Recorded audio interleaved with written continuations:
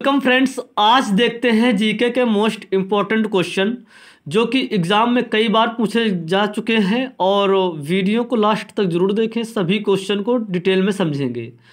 चलो डिस्कस करते हैं। राष्ट्रीय युवा दिवस कब मनाया जाता है? तो 12 जनवरी को मनाया जाता है। इसका राइट आंसर सी हो जाएगा। और जनवरी से बनने वाले क्वेश्चन देखते हैं। 1 जनवरी सेना चिकित्सा कोर स्थापना दिवस मनाया जाता है। नागालैंड स्थापना दिवस मनाते हैं 1 जनवरी को। 4 जनवरी को ब्रेल दिवस मनाया जाता है। 9 जनवरी को प्रवासी भारतीय दिवस मनाया जाता है। प्रवासी भारतीय दिवस क्यों मनाया जाता है ये आप लोग थोड़ा सा समझेंगे। इसी दिन महात्मा गांधी दक्षिण अफ्रीका से लौटे थे और गए कब थे? 1893 में। 1893 में महात्मा गांधी दक्षिण अफ्रीका गए थे और जो कि 9 जनवरी 1915 को वापस आए थे। उसी दिन भारतीय प्रवासी दिवस मनाया जाता है। तो आप लोग समझ गए होंगे। चलो और समझते हैं। किसी दिन महात्मा गांधी के बारे में डिटेल में पढ़ाया जाएगा, एक वीडियो आप लोग देख लेंगे। 10 जनवरी विश्व हिंदी दिवस और विश्व हास्य दिवस मनाया जाता है। और समझते हैं 12 जनवरी राष्ट्रीय युवा दिवस। 15 जनवरी को थल सेना दिवस आप लोग याद कर लें। 21 जनवरी को मेघालय मणिपुर त्रिपुरा स्थापना दिवस मनाया जाता है। इसी दिन मेघालय मणिपुर त्रिपुरा की स्थापना हुई थी। और 23 जनवरी को नेताजी सुभाष चंद्र बोस की जयंती मनाई जाती है। और जैसे कि 23 जनवरी को सुभाष चंद्र बोस की जयंती मनाई जाती है और जन्म 23 जनवरी 1897 में इनका जन्म हुआ था। और जैसे कि समझ लेते हैं 24 जनवरी को राष्ट्रीय बालिका दिवस मनाया जाता है। और 25 जनवरी को राष्ट्रीय मतदाता दिवस, भारतीय पर्यटन दिवस, अंतर्राष्ट्रीय सीमा कर दिवस मनाया जाता है। 26 जनवरी को भारतीय गणतंत्र दिवस, अंतर्राष्ट्रीय सीमा शुल्क दिवस मनाया जाता है। तो जो एग्ज़ाम में पूछे जा चुके हैं वही क्वेश्चन फीडिंग कर रखा है। और देखते हैं अगला क्वेश्चन। राष्ट्रीय पक्षी दिवस कब मनाया जाता है? तो इसका राइट आंसर 12 नवंबर को हो जाएगा। बी ऑप्शन राइट आंसर हो जाएगा। और 12 नवंबर को मनाया जाता है। और 12 अक्टूबर को विश्व गठिया दिवस मनाया जाता है और कोलंबस दिवस जान लेंगे आप लोग। 12 अक्टूबर को विश्व गठिया दिवस, कोलंबस दिवस मनाया जाता है। और 18 दिसंबर को विश्व वयस्क दिवस मनाया जाता है। और सभी डिटेल में समझेंगे क्वेश्चन। और आप लोग वीडियो को लास्ट तक जरूर देखें और अच्छा लगे तो लाइक कर देना, बाकी तो और समझ लेते हैं। नेक्स्ट क्वेश्चन देखते हैं। अच्छा, बाल दिवस किस महापुरुष की जयंती के रूप में मनाया जाता है? तो इसका राइट आंसर डी हो जाएगा, पंडित जवाहरलाल नेहरू। और जान लेते हैं 14 नवंबर को बाल दिवस को मनाया जाता है। 14 नवंबर को मनाया जाता है। 1889 में इनका जन्म हुआ था, तभी से जयंती मनाने लगे। और प्रयागराज में इनका जन्म हुआ था, पंडित जवाहरलाल नेहरू का। और समझ लेते हैं महात्मा गांधी के बारे में थोड़ा समझ लेते हैं। महात्मा गांधी का जन्म 2 अक्टूबर 1869 ईस्वी में हुआ था। 1869 ईस्वी में। स्थान गुजरात, जिला पोरबंदर, गांव काठियावाड़ा गांव में हुआ था। और इनके पिताजी का नाम, महात्मा गांधी जी के पिताजी का नाम करमचंद गांधी नाम था। माता जी का नाम पुतली बाई, पत्नी का नाम कस्तूरबा गांधी, दादा उत्तम चंद्र। उनके 5 पुत्र थे। जो कि हरिलाल, मणिलाल, रामदास, देवदास और पांचवा पुत्र राम बहादुर को माना जाता था, जो कि किसी किसी बुक में दे रखा है 4 पुत्र, किसी किसी बुक में 5 पुत्र। और समझ लेते हैं विवाह इनका 13 वर्ष 6 माह में हो गया था। और महात्मा गांधी की उपाधियाँ जान लेते हैं जल्दी से। महात्मा गांधी की उपाधियाँ महात्मा रविंद्रनाथ टैगोर ने कहा था, और बापू पंडित जवाहरलाल नेहरू ने कहा था। बापू पंडित जवाहरलाल नेहरू ने कहा था। बाबा मतंग खान अब्दुल गफ्फार खां और राष्ट्रपिता कहकर पुकारा था सुभाष चंद्र बोस ने। अर्धनग्न फकीर विंस्टन चर्चिल, देशद्रोही फ्रैंक मोरिस ने कहा था। और 1 man boundary force Lord Mountbatten, ये उपाधियाँ थीं। और समाचार पत्र यंग इंडिया 1919 में इंग्लिश में, नवजीवन गुजराती में, महात्मा गांधी की है सब। यंग इंडिया 1919 में इंग्लिश में आई थी, नवजीवन गुजराती थी, हरिजन 1933 हिंदी में थी, और इंडियन ओपिनियन ये दक्षिण अफ्रीका में इन्होंने बुक लिखी थी। तो ये आप लोग समझ गए होंगे महात्मा गांधी के बारे में। और है तो बहुत बेसिक, लेकिन किसी दिन एक पर्सनल वीडियो महात्मा गांधी के बारे में बनाया जाएगा, कम से कम 2.5 घंटा का रहेगा। चलो और देख लेते हैं थोड़ा सा। पुस्तक के एग्ज़ाम में बहुत पूछे जाते हैं, थोड़ा सा जान लेते हैं। हिंद स्वराज पुस्तक महात्मा गांधी की है, 1909 में हुई थी, लिखी गई थी 1909 में। और मेरे सत्य के साथ प्रयोग, जो कि इंग्लिश में माई एक्सपेरिमेंट विथ ट्रूथ, आप लोग देखा होगा एग्ज़ाम में आता है। तो ये भी महात्मा गांधी की है। आत्मकथा ये भी महात्मा गांधी की है। तो और सुभाष चंद्र बोस का 23 जनवरी 1897 में इनका जन्म हुआ था। और समझ लेते हैं लाल बहादुर शास्त्री 2 अक्टूबर 1904 में मुगल सराय में हुआ था। तो आप लोग समझ गए होंगे। चलो नेक्स्ट क्वेश्चन देखते हैं। देश के प्रथम उपराष्ट्रपति सर्वपल्ली राधाकृष्णन का जन्म दिवस किस रूप में मनाया जाता है?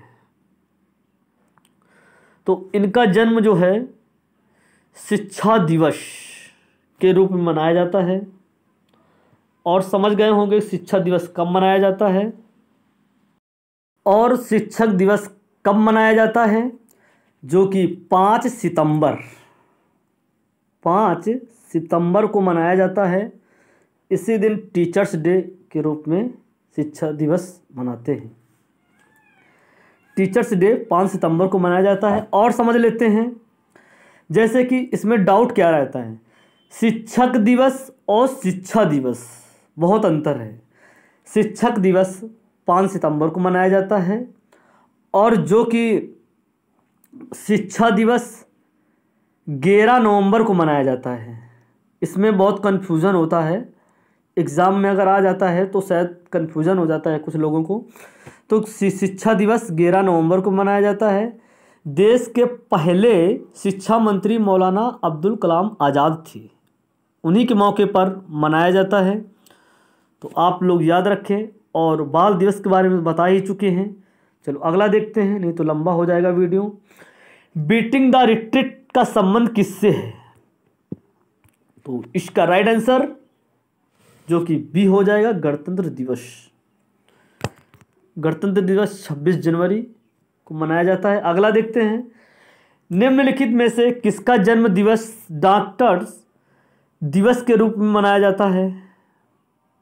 तो इसका right answer doctor Bidhan Chandra Rai, A option right answer हो जाएगा। अगला देखते हैं, किस महापुरुष की जयंती राष्ट्रीय युवा दिवस के रूप में मनाया जाता है? Swami Vivekananda. Right answer D हो जाएगा, स्वामी विवेकानंद। जयंती के रूप में मनाया जाता है। किस भारतीय हॉकी राष्ट्र खिलाड़ी का जन्म दिवस राष्ट्रीय खेल दिवस के रूप में मनाया जाता है? तो 78 in this right answer C हो जाएगा, मेजर ध्यानचंद मनाया जाता है। चलो और देखते हैं, विश्व में डाकघरों का सबसे बड़ा जाल किस देश में पाया जाता है? विश्व में डाकघरों का सबसे बड़ा जाल जो कि भारत में ही पाया जाता है, तो इसका राइट आंसर सी हो जाएगा। अगला देखते हैं, भारत में डाकघरों की संख्या कितनी है लगभग में? तो लगभग में पूछा गया है, तो लगभग 1.5 लाख के लगभग में है, तो आप लोग ये समझें। और देखते हैं, ग्रीन चैनल है एक, तो डाक सेवा ही होता है जो ग्रीन चैनल होता है। चलो अगला देखते हैं, भारत में डाक सूचकांक प्रणाली की शुरुआत किस वर्ष हुई? तो किस वर्ष हुई? 1972 ईस्वी में हुई थी, तो C option right answer. Bharat में कितने डाक जोन में विभाजित किया गया है? तो इसका राइट आंसर 8 सी हो जाएगा। और अगला देखते हैं, प्रसिद्ध विरूपाक्ष मंदिर कहाँ अवस्थित है? तो हम्पी में अवस्थित है। चलो और अगला देखते हैं, हिंद भारत की जनता के संदर्भ में हिंदू शब्द का प्रथम बार प्रयोग किया था? तो 85 राइट आंसर अरबों ने। मोहन जोदड़ो कहाँ स्थित है? तो इसका राइट आंसर सिंध हो जाएगा, ए ऑप्शन। और समझ लेते हैं सिंध के बारे में, जैसे कि सिंध को कई नाम हुए, सिंधु, हड़प्पा, कांस्य युगीन, मेलुआ, सरस्वती सभ्यता, कई नाम से जाना जाता है। और जैसे कि सिंधु सभ्यता सर्वप्रथम तांबा की खोज की गई थी, तांबा कॉपर, और पालतू पशु कुत्ता था, और प्रथम औजार कुल्हाड़ी। जी आप लोग समझे। और जैसे कि सिंधु जो कि खेती जो होती थी वहाँ पे, जो कि कृषि की खेती सर्वप्रथम साच मेहरगढ़ जो कि गेहूं की खेती होती थी। और समझ लेते हैं थोड़ा सा सिंधु सभ्यता के बारे में। और सिंधु सभ्यता का नाम सर जॉन मार्शल ने दिया था। और सिंधु घाटी की त्रिभुजाकार थी, और वहाँ पर कुल नगरें 1500 प्लस थी। सिंधु घाटी में कुल नगरें 1500 प्लस थी, और मुख्य नगर 1052 लगभग में थी। और स्वतंत्रता के कितने नगर पूर्व? 40 थे। बड़े नगर 1100 प्लस थे। भारत में सर्वाधिक सिंधु सभ्यता के नगर 200 प्लस गुजरात भी था। ठीक है, आप लोग समझ गए होंगे। और एक दो पॉइंट और देख लेते हैं, फिर नेक्स्ट बढ़ते हैं।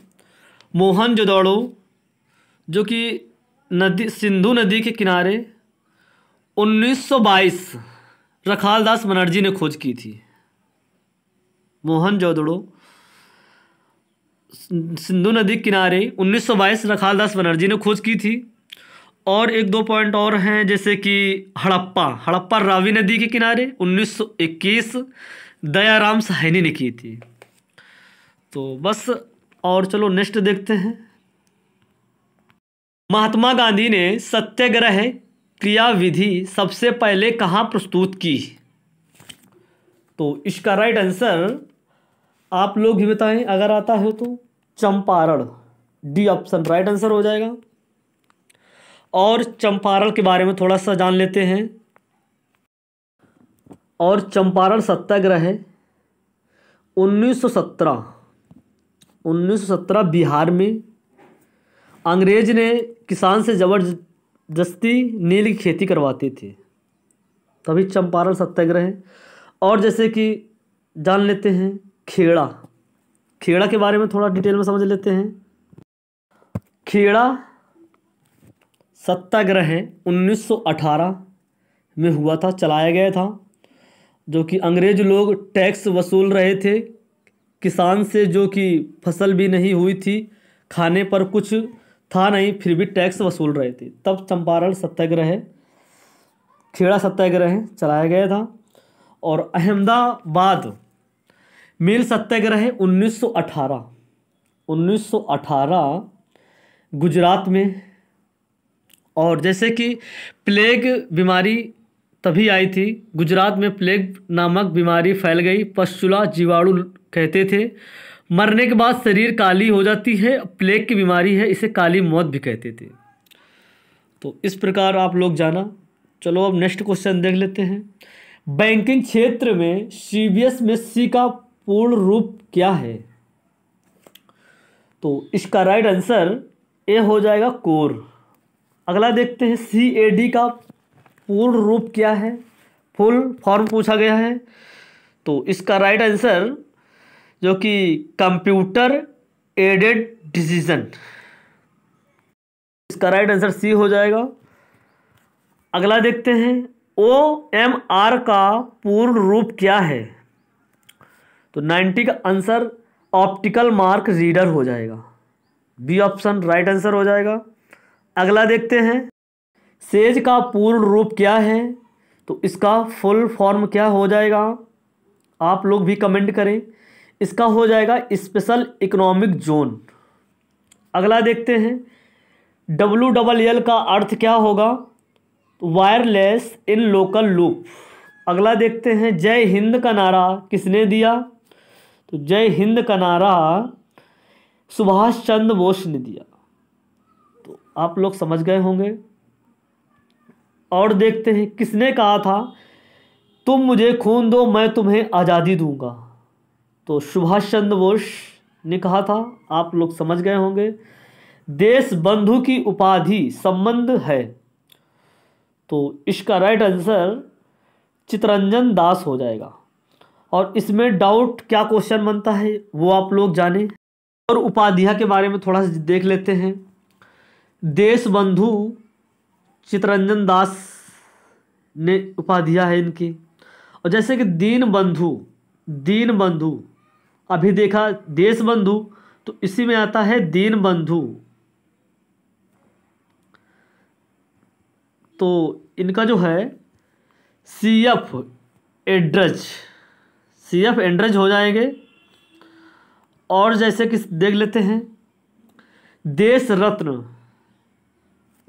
रत्न उपाधियां इनके राजेंद्र प्रसाद हैं। और जेपी नारायण की उपाधियां क्या है? लोकनायक। बाल गंगाधर तिलक की लोकमान्य, बाल गंगाधर तिलक की उपाधियां क्या है? लोकमान्य है। गोपाल हरिदेश, तो इनका लोकहित होगा। ठीक है, आप लोग समझ गए होंगे। तो देश बंधु चित्तरंजन दास हैं और दीन बंधु सीएफ एंड्रज हैं। तो आप लोग याद रखें, डाउट इसमें रहता है। अगला देखते हैं सुभाष चंद्र बोस ने सिंगापुर में दिल्ली चलो का नारा दिया था। तो दिल्ली चलो का नारा कब दिया था? 1943 होगा, 1945 नहीं होगा। 1945 सिंगापुर नहीं और कहीं गए थे। तो इसका राइट आंसर 1943 हो जाएगा। और देख लेते हैं 1942 में जो कि भारत छोड़ो आंदोलन की शुरुआत हुई थी और क्रिप्स मिशन आगमन हुआ था 1942 में। इम्पॉर्टेंट था, एग्ज़ाम में ज़रूर पूछा जाता है, इसलिए आप लोगों को हमने बताया। तो समझ गए होंगे 1942 में भारत छोड़ो आंदोलन और क्रिप्स मिशन भारत आया था। और जैसे कि और 1945 में जान लेते हैं 1945 में क्या हुआ था। 24 अक्टूबर 1945 यूनाइटेड नेशन की स्थापना हुई थी। आप लोग याद रखें, अच्छा क्वेश्चन था, तो आप लोग समझ गए होंगे। चलो अगला क्वेश्चन देखते हैं। गांधी इरविन समझौता किससे संबंधित है? तो गांधी इरविन समझौता सविनय अवज्ञा आंदोलन से, तो इसका राइट आंसर ए हो जाएगा। तो और देख लेते हैं, सविनय अवज्ञा आंदोलन 12 फरवरी 1930 को हुई थी। सविनय अवज्ञा आंदोलन 1930 को शुरुआत हुई थी, तो याद रख लें आप लोग सन। चलो अगला देखते हैं, महात्मा गांधी को सर्वप्रथम राष्ट्रपिता किसने कहा था? अभी आप लोगों को पहले ही हमने बताया था। तो राष्ट्रपिता किसने कहा था? तो सुभाष चंद्र बोस ने कहा था, समझ गए होंगे। कायदे आज़ाद किसे कहा जाता है? तो मोहम्मद अली जिन्ना को। चौरी चौरा नाम प्रसिद्ध स्थल कहाँ है? तो गोरखपुर में है। और नेक्स्ट देखते हैं, किसने कहा मध्य रात्रि के टकोर पर जब संसार सोता है भारत अपने जीवन व स्वतंत्रता के लिए जाग उठेगा? तो किसने कहा था? तो जवाहरलाल नेहरू ने कहा था। तो बेसिक में समझ गए होंगे ऊपर। चलो अगला देखते हैं, who lives if India dies किसकी युक्ति है? तो इसका राइट आंसर जवाहरलाल नेहरू हो जाएगा। पंजाबी भाषा किस लिपि में लिखी जाती है? तो गुरुमुखी लिखी जाती है लिपि में। और समझ लेते हैं थोड़ा सा डिटेल में, जैसे कि लिपि की खोज, प्रथम खोज 1750 जेम्स ने की थी, ये आप लोग याद रखें। और जैसे कि लिपि होते ब्राह्मी, खरोष्टी, अरेमाइक और ग्रीक कंधार में है, आप लोग समझ गए होंगे। चलो और अगला देखते हैं, किस लिपि को सभी लिपियों को जन्मदाता कहा जाता है? तो जन्मदाता किसे कहा जाता है? ब्राह्मी को, ब्राह्मी कहा जाता है। और देखते हैं, अच्छा खरोष्टी कहाँ पे है? सहवाजगढ़ी। तो चलो अगला देखते हैं, किस काल की लिपि को चित्राकार लिपि कहा जाता है? तो इसका राइट आंसर सिंधु काल। जैन सूत्र में कितनी लिपियों का उल्लेख है? तो 18, इसका राइट आंसर हो जाएगा। अगला देखते हैं, बौद्ध ग्रंथ ललित विस्तार में कितनी लिपियों का उल्लेख है? तो इसका राइट आंसर 89 डी हो जाएगा। अशोक के शिलालेखों की क्या लिपि है? तो ब्राह्मी है, ब्राह्मी इसका राइट आंसर हो जाएगा। और जान लेते हैं, और एक क्वेश्चन बनता है अशोक से, कई क्वेश्चन बनते हैं, मेन क्वेश्चन जान लेते हैं। अशोक के अभिलेखों की कुल संख्या कितनी थी? तो 43 थी, जो कि जानेंगे 14 शिलालेख और 13 लघु शिलालेख और 7 स्तंभ लेख और 6 लघु स्तंभ लेख और 3 गुद थे। तो इसी प्रकार 43 हुए। चलो और अगला देखते हैं, भारत की तीसरी सर्वाधिक बोली जाने वाली भाषा है? तो तीसरी कौन सी भाषा है जो बोली जाती है? तेलुगु, इसका राइट आंसर हो जाएगा। और अगला देखते हैं, चोल शासकों की भाषा क्या थी? तो इसका राइट आंसर तमिल थी, ये ऑप्शन राइट आंसर हो जाएगा।